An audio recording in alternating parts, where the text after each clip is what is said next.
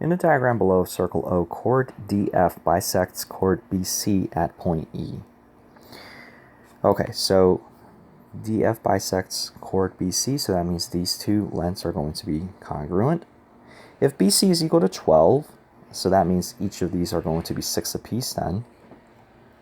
FE is 5 more than DE. So FE is 5 more than DE. So let's call DE here X. So then FE will be 5 plus X because it's 5 more than DE. The question is then FE is. We're looking for FE. We're looking for the value of FE. So in order for us to answer this question, we have to be familiar with the circle theorem involving chords, or the length of chords. So let's say I call this chord here A, and it's partitioned by the other chord, so I'm calling the one part of it A1 and the other part A2, and then the other chord I'm calling B, and it is being partitioned by chord A. I will call one part of it B1 and the other part B2. As it turns out, the products of the partitions of the chords will equal to the products of the partition of the chords of the second chord. So having this understanding then, we can then use this information to solve this problem. So I know that 5 plus X times X will equal to 6 times 6. So this becomes a quadratic equation. I can distribute the x's, so I get 5x plus x squared is equal to 36. I'm going to rearrange everything so that this is written in standard form.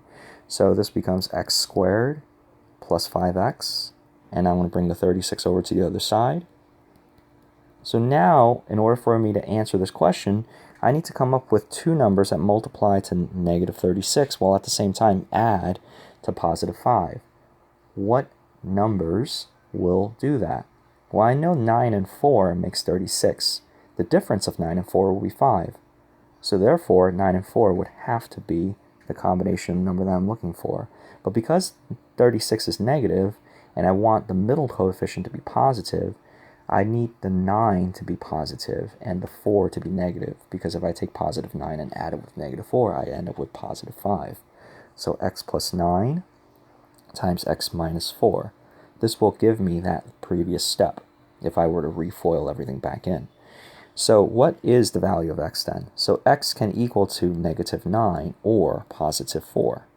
However, because this problem involves actual physical length, and there's no such thing as a negative length, as a negative physical length, so the only number that makes any sense is 4.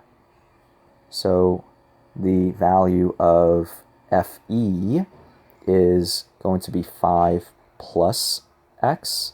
So that means FE will be 5 plus 4, or that's 9 then, right? So FE is equal to 5 plus 4, which is equal to 9.